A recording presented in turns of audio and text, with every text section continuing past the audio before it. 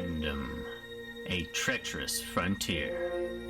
These are the voyages of the channel Downsize It. Its continuing mission, to explore strange new genres, to seek out new games and new player communities, to boldly go where no nerd has gone before.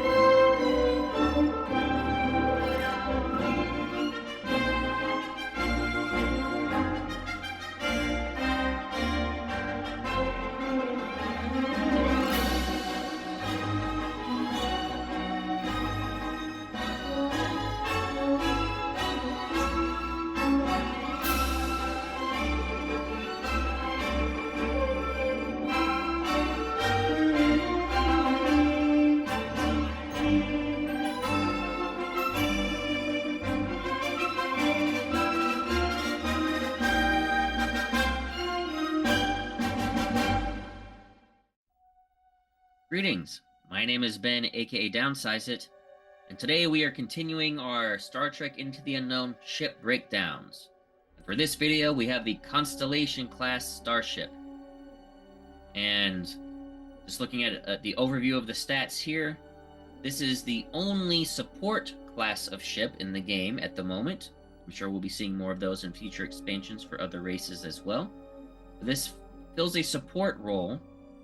And as far as ship costs, this one gives you 3 points when you're doing task force creation, because this is an aging ship.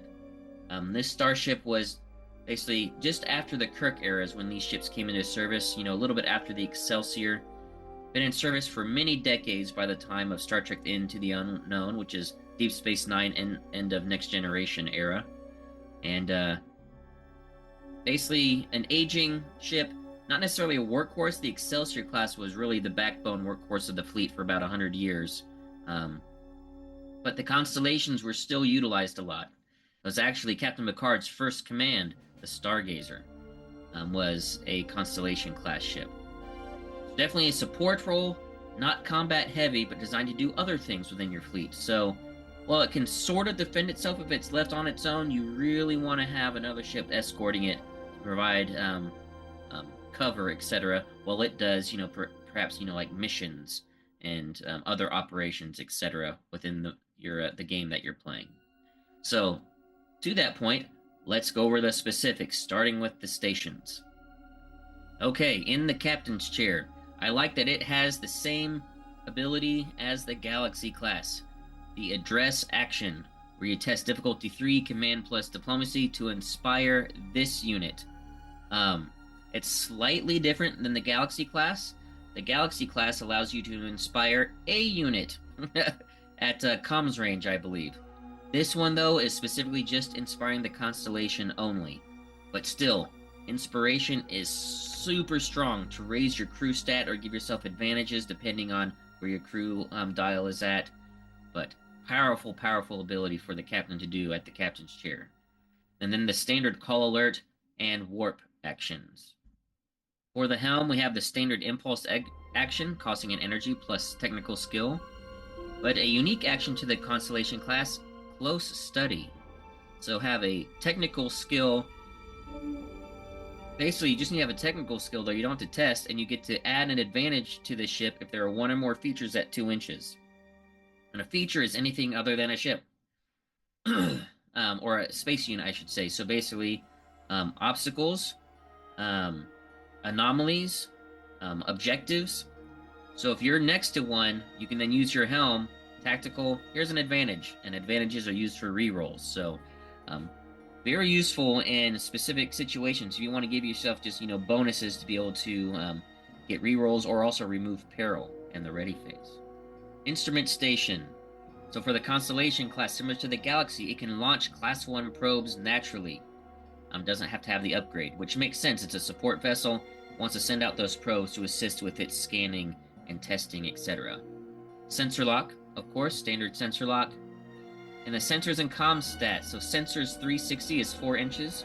And forward is also 4 inches plus instrument rating. And comms is 6 inches. And in the forward cone, 6 inches plus instrument rating. At the tactical station, you will see that it has much more limited firepower compared to the Galaxy class and the Defiant class. Very much reminiscent of the era that it was built, with the firing arcs they had at that time. The phaser arrays had not been invented by the time at the time of this ship's introduction. So it has 3 phaser emitters, maximum power 3 per shot, 6 inches. But it's only shots it can take. Out the forward, it can do 90 degrees left or 90 degrees right. Basically, the little phaser banks, if you remember, like from Kirk's ship or the Excelsior Sulu's, they don't have the phaser array strips for full 360-degree arcs. It's just like little, basically emitters that are on the hull that can only fire in certain directions. So very narrow field of fire. And then out the aft, also just a cone out the back. That's what that symbol means. It's just the cone on the base. It's not a full 180 degree like the Galaxy class gets for its phaser arrays. It does have torpedo tubes. I mean, photon torpedoes are a powerful option. 2 of them. It can fire 1 out the fore and 1 out the aft. The medical bay. We have the standard medical care action, but also the research archive. So you have security plus technical, and you can add 2 advantage to a team at comms range. So you can give an away team that's at your comms range, which you saw there was 6 inches, 360, give them 2 advantage to assist the away team on the tests they're taking. In the cargo bay, we have the standard Federation setup. We have ready an officer, form a team, and deploy a Type 6 shuttle, or a Danube runabout if you have the upgrade. And then engineering, standard actions here. Gain reserve energy back, plus being able to transport personnel at sensors range. Let's look at its core stats. 1 maneuverability. So even though it's a medium ship, it's still old, not very maneuverable, so easy to hit it. It also only has 2 resilience. Its armor is not very strong. You know, the old armor plating of the essentially the late Kirk era. So you only need 2 breakthrough successes to make through the shield to make it force it to draw a damage card. It can go warp 9, however, maximum of warp 9, but I'll show you that it struggles to get there. So it has the potential to go warp 9, but you have to work at it to be able to actually do warp 9. Which, speaking of, you can see here that its reserve power is 7, so it's in between the Defiant class and Galaxy class. And then let's look at its alert status now, where you can see the engine power to talk about the warp factor. So green alert 1, probes only, no reserve power back at this level, only 8 engine power, but with a 3 maneuverability. So you could go up to warp 8 with this. If you wanted to go warp 9, you have to spend a reserve energy to get to its maximum potential warp factor. No weapons power, 2 instrument rating, and 1 shield on fore and aft. At green alert 2, still probes, 1 reserve power back, 6 engine power, 2 maneuverability, no weapons, 3 instrument rating, 1 shield fore and aft. Next we have yellow alert 1, probes only, 2 reserve power, 5 engine power with 2 maneuverability, 1 weapons power, 2 instrument rating, 2 shields on the fore, 1 on the aft. The Constellation does have a second yellow alert level, where you get torpedoes available, with 3 reserve power, 4 engine power, only 1 maneuverability, 2 weapons power, 1 instrument rating, and 2 shields fore and aft. For red alert 1, we still have torpedoes, 1 reserve power, 4 engine power, 1 maneuverability, 3 weapons power, 1 instrument rating, 3 shields on the fore, 2 in the aft. And then finally, red alert 2, torpedoes, no reserve, 4 engine power, but with 2 maneuverability, 4 weapons power, 4 instrument rating, 3 shields on the fore and the aft. And after going through those, you guys can see, compared to the Galaxy and Defiant class, its shield and weapons power are far, far inferior compared to those. That's just simulating how old the ship is and the old technology it has on it. But it excels at the lower alert levels at its instrument rating. And that's where I think the key is. It's got good instrument rating when it comes to its alert levels, as well as some decent reserve power, but still not the greatest. So really the main strength is the instrument rating to go along with its other abilities to be able to give advantage out to teams or to itself, etc. Which is also why it costs it gives you 3 additional points to build. Next, let's talk about crew status. So at the start, 3 command, 3 ops, 4 science. So you can see the high science rating here. This is our science ship. Inspiration level 1, 3 command, 4 ops, 4 science. Inspiration level 2, 4 command, 5 ops, 4 science. Then we start taking crew hits. 2 command, 3 ops, 3 science. 1 command, 2 ops, 2 science. And you'll notice how much faster these crew levels are dropping as compared to the Defiant or even the Galaxy class especially. Next level, 0 ops, or 0 command, 1 ops, 1 science, 0 across the board, disabled. So really easy to get your crew levels and critical status on this. For the hull status, it starts with 7 hull. At 6 hull, you're still in the white, but you take a crew hit. At 5 hull, we hit the yellow, plus a damage card. 4 hull is yellow. 3 hull is yellow. 2 hull is now orange, with a damage card. 1 hull is orange, not a crew hit, as opposed to the Galaxy and Defiant class. Then disabled at 0, and then destroyed at 0. Interesting how you take an early crew hit, but then you don't take any more crew hits. So that you could say is actually a strength of this ship, is that you don't take as many crew hits as the Defiant or Galaxy class.